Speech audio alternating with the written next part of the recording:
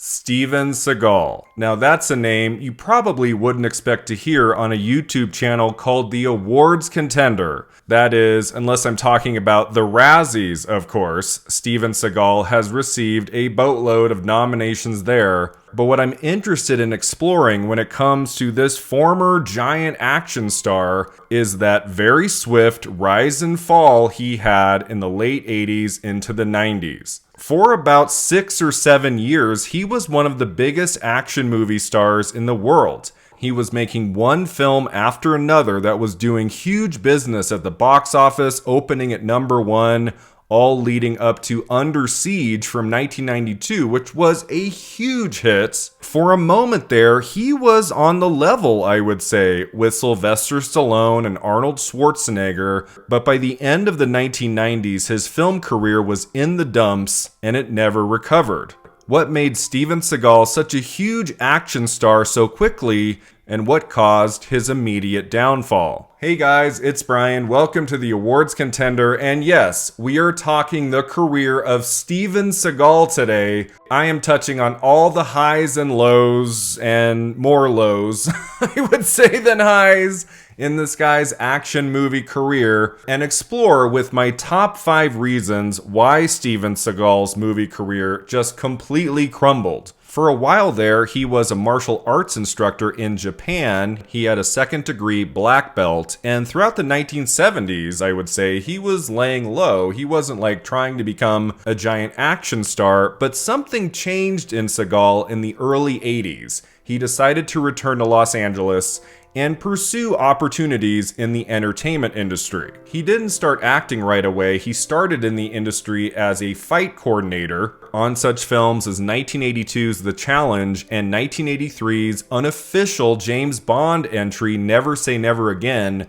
where Seagal allegedly broke Sean Connery's wrist on the set. In the Los Angeles area, he continued teaching martial arts, and one of his students, apparently, was the famed agent Michael Ovitz, who in the mid-1980s took Seagal on as a client. And the rumor is Ovitz made a bet that he could turn anyone into a movie star, and he looked at Seagal, his martial arts instructor, and thought, yeah, I can make an action star out of this guy. So there was a screen test done at Warner Brothers for Steven Seagal, and lo and behold, it did okay. It did well enough for Seagal to secure his first role in a movie, Above the Law, 1988, directed by Andrew Davis. Now, this was no supporting role in a movie. This was not part of an ensemble or something. He was the lead of Above the Law. This was his introduction to cinema, to moviegoers, and he came in right there at the beginning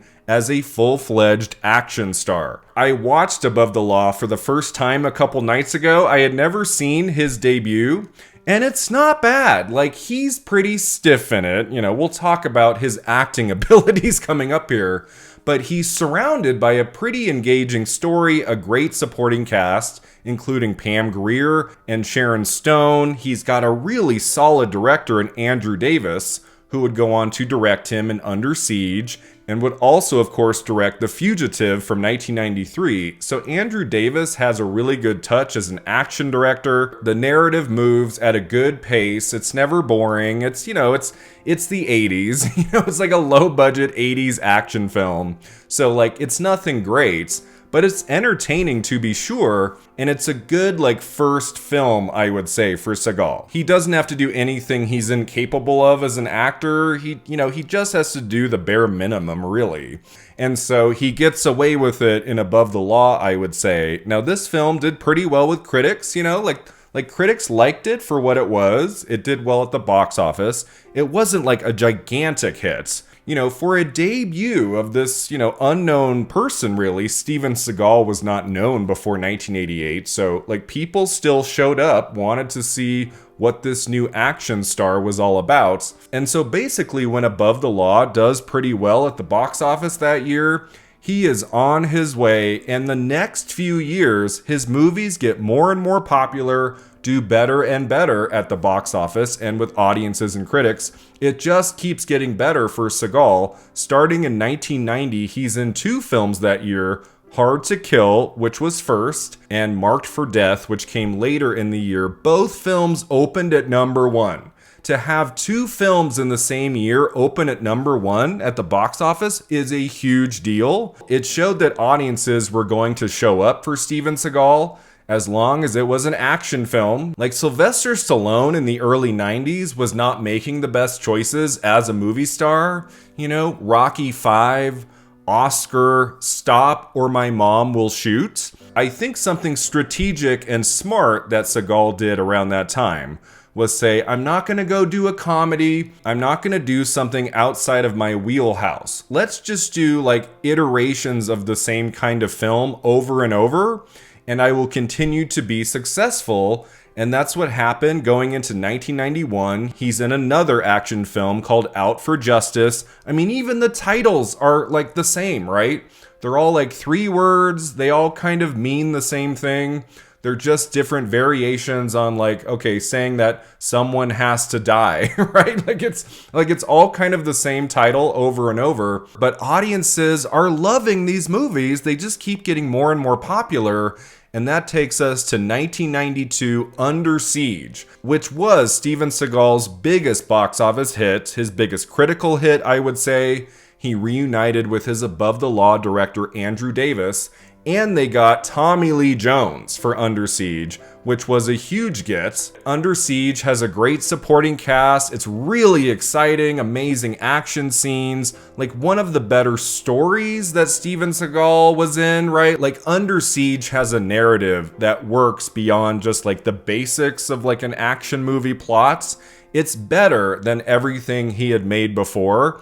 Under Siege is the only Steven Seagal film to receive Oscar nominations, like it got in at the Oscars. So by the end of 92, Steven Seagal's film career was at like the highest level it could possibly be. For someone who wasn't exactly known for being a good actor or anything, he had really come into his own as a movie star, right? By the end of 92, going into 93, it seemed like he had the magic touch. It's like he knew what audiences wanted from him, expected from him. He wasn't gonna do Stop or My Mom Will Shoot. Like, don't stray too far from the action movie formula. Just do the same, only different, right? Like every time out. You know, it seemed like, at least for the next few years, he had to only make action films at a certain budget, you know, at a certain level, and audiences would show up. But would audiences tire of him? Like, what was he going to do next after Under Siege, his biggest hit ever? Well, this is where the downfall of Steven Seagal begins. Because his ego, I think, kind of goes off the rails because he thinks he can direct his own movie and star in an action film that's less concerned with action, with an engaging story, and that's more concerned with Seagal like shoving down the audience's throats his ideas about environmentalism and spirituality. This is where Steven Seagal's film career goes off the rails. On Deadly Ground from 1994. This was a disaster of a movie. It opened early in the year to scathing reviews and terrible box office. This was his first big bomb.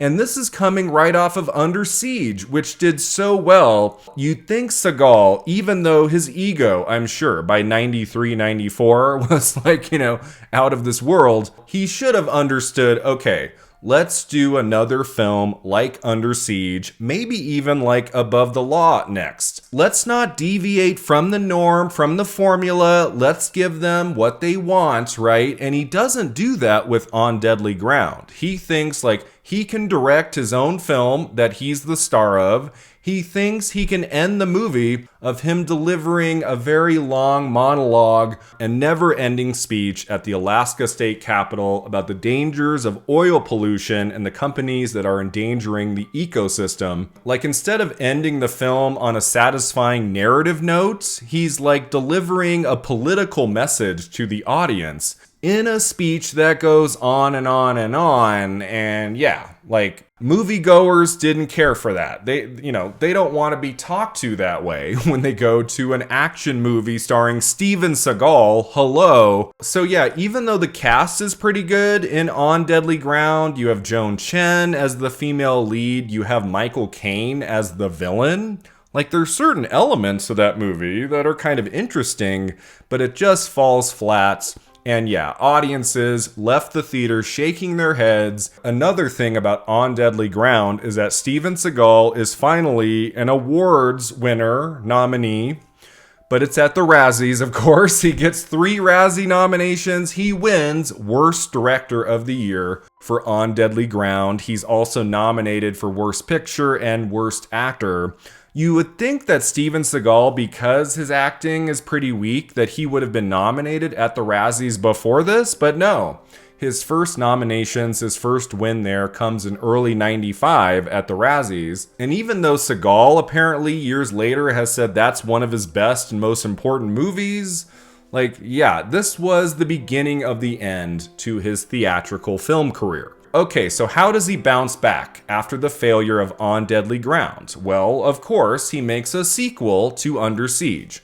Under Siege 2, Dark Territory opens in 1995. It's his first sequel. You would think it would have done really well since people really liked Under Siege, but kind of like the Speed 1, Speed 2 situation, It had been 3 years. Seagal had a really, really bad film in between. So I do think audiences were a little bit hesitant about, supporting another Seagal movie. They had just been wronged big time with On Deadly Ground. And Under Siege 2, Dark Territory, which is set on a train, it just looked kind of familiar. There was nothing fresh about Under Siege 2, and so I think that was a big reason why it underperformed. So even though Under Siege 2 made it to $100 million worldwide, it cost a lot of money. It was like $65 million budgets. Under Siege 1 only cost $30 million, and that got to $160 million worldwide.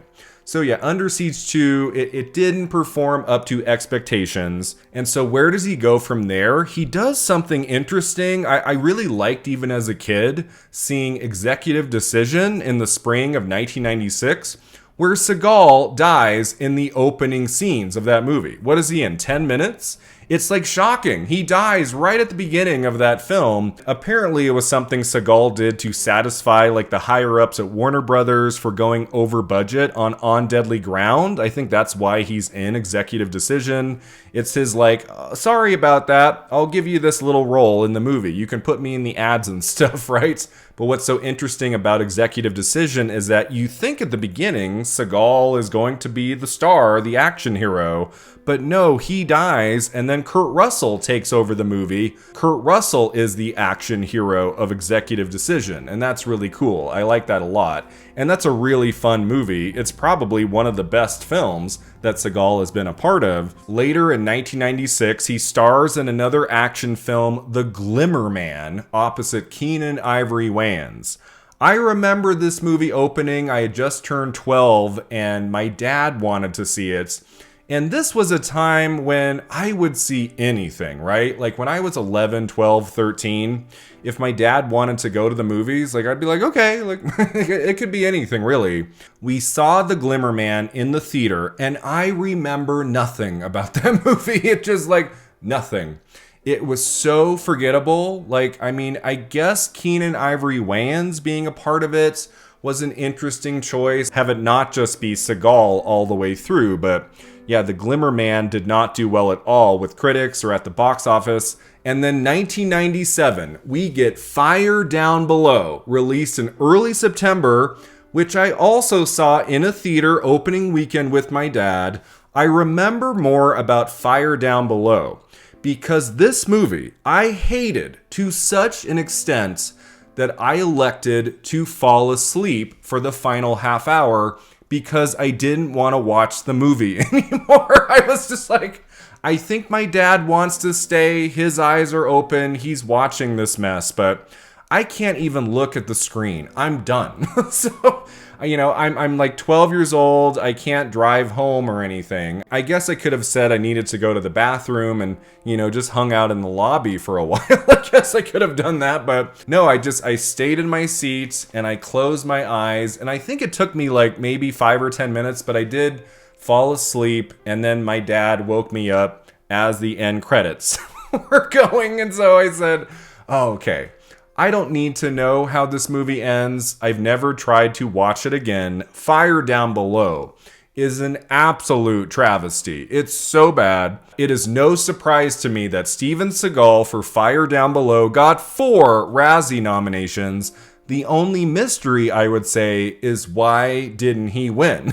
He did not win a single Razzie for Fire Down Below. And that just feels wrong to me. No, he should have won something at the Razzies for that film. He got into Worst Picture, Worst Actor, Worst Screen Couple, and Worst Original Song. He sings in that movie, right? Doesn't Steven Seagal sing a song or two in Fire Down Below? That's when I knew I needed to take a nap. So he had a few stumbles before Fire Down Below. But I would say that was the movie that really tanked his career, where it was over. As a theatrical action movie star, after Fire Down Below, it was done. I mean, his next movie, The Patriot, in the United States, goes direct to video. It doesn't even go to theaters. And then there's a 3-year gap where he's not acting in anything. He shows up again in 2001's Exit Wounds, which is his final theatrical movie that does semi-well.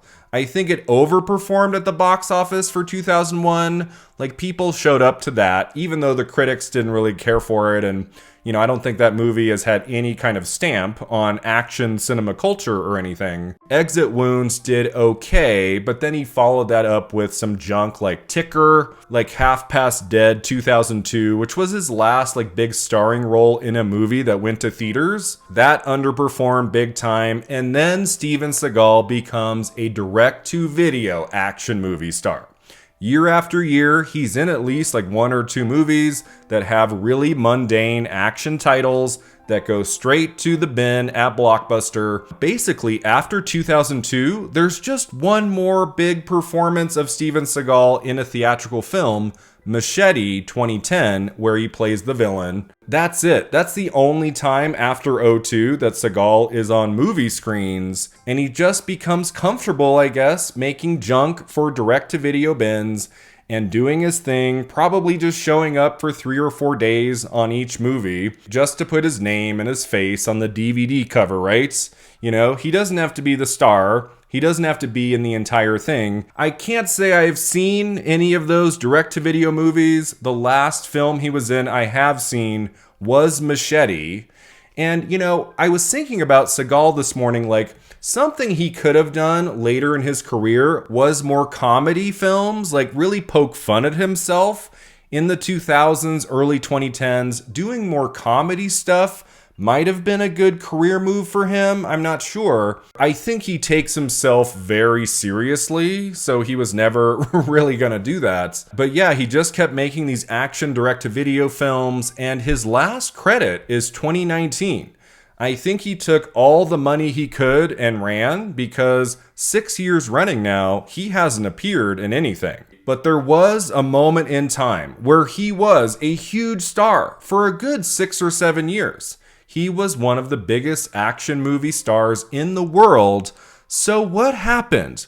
Like, what were the main reasons why Steven Seagal had such a swift rise and fall in his film career? I've got 5 main reasons things did not go well for Seagal in the movies. The first reason, of course, is that he's not a good actor, right? Like, his acting is pretty mediocre at best. Those early films he made from 88 to 92, they did a good job of kind of hiding, hiding like how lackluster of an actor he was, because he wasn't called on on much to do in those early films.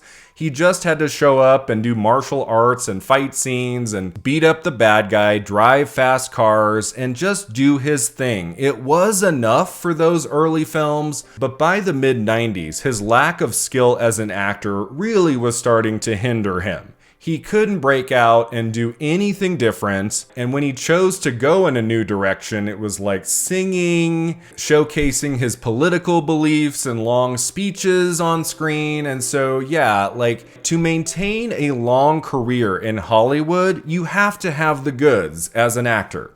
You can't make it 10, 20, 30 years if you don't have that skill. And so because Steven Seagal just was never a good actor, his downfall was always coming. Reason number 2 is that he clearly had an exploding ego after Under Siege. I bet by the end of 1992, Steven Seagal probably thought he could do no wrong. I mean, he had had 5 hit films in a row in just 4 years. And so he was probably like, I'm going to direct a movie. I'm going to go do my thing. Audiences love me, right? Audiences love me so much. They will see me in anything. Steven Seagal probably thought he was invincible, could make any movie he wanted. And of course, that wasn't the case. All it takes in Hollywood is one giant bomb, and that can mean the end. Typically, like if you're at a certain height where you've made some big hits for studios, you can withstand one bomb. You can have one flop on your resume. If the next one is a hit again, you're good. But the problem with Seagal was after Under Siege, he never had a hit again.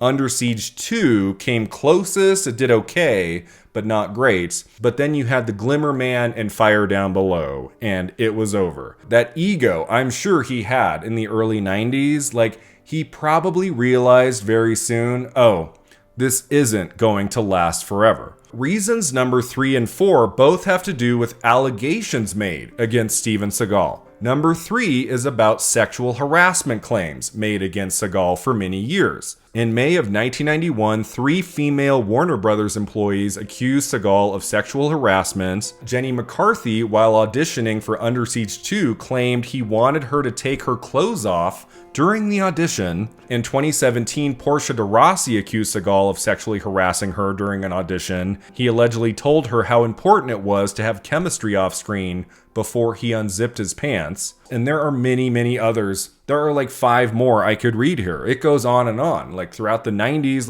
like this alleged behavior of Steven Seagal throughout the 90s on movie sets, in audition rooms, like it's disgusting. It's absolutely disgusting.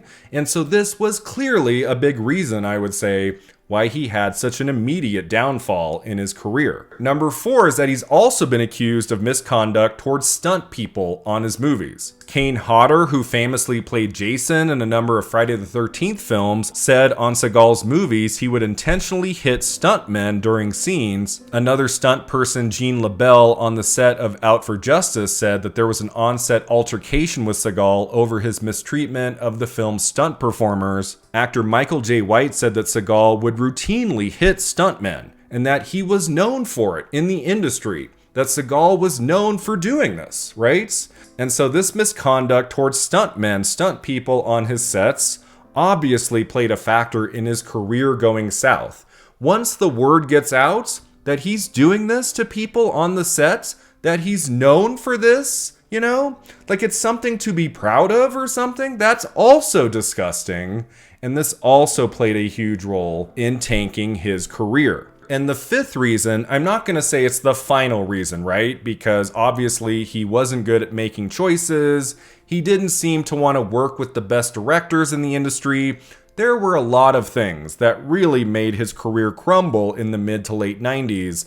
But I do think the other big reason why Steven Seagal faded was the disappearance of the action movie star. Or at least the changing of the guard, right? By the time we get to 1999, The Matrix, Keanu Reeves, Like the action movie hero looks a little different by the end of the 90s into the 2000s. The 1980s, that was the era of excess in action films, not needing great actors to be the stars of their movies. You had Arnold Schwarzenegger and Sylvester Stallone just overtaking the box office, having one hit after another, and the movies don't even have to be that good.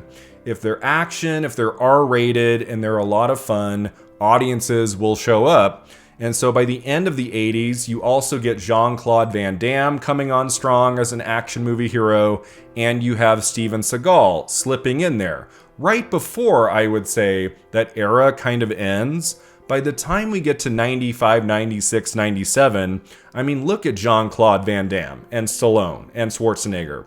All of their careers kind of fade, right? By the end of that decade, the careers of all of these former action movie stars were at a low ebb by 99, 2000. And so Steven Seagal, he never had a shot to maintain a long film career. Even if he had had a couple more hits in 96, 97, like even if that had happened, like by the turn of the century, he was going away. He was going to the direct-to-video bin no matter what. It just happened as fast as it did, the swift rise and fall, I would say because of On Deadly Ground 1994 and his next few movies underperforming and bombing by 97, 98. It was over. So yeah, that's the story of Steven Seagal's career in the movies. I mean, I was never a fan of his. I do think his best movie is Under Siege. That's the one you can watch over and over and get some enjoyment out of it. Not so much because of Seagal, really, but because of Tommy Lee Jones, who is amazing in that. And like, there's some entertainment value to be had in Above the Law and like Hard to Kill and some of those early films.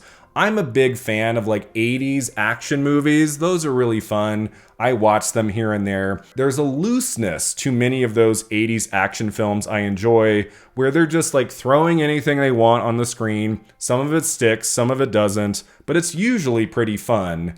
And so those early films of Seagal, there is some rewatchability there. And Under Siege is great. But after that, outside of his cameo in Executive Decision, there's really nothing worth your time. So the fact that Steven Seagal's career crashed and burned as fast as it did, it makes total sense to me. He had his moment in the spotlight. He had a brief window there as a huge action movie hero, a star who could draw audiences into the theater for a few years, from 88 to 92. But yeah, that career was never going to last. The swift rise and fall of Steven Seagal is yet another rags to riches Cinderella Hollywood story with a predictably lackluster ending.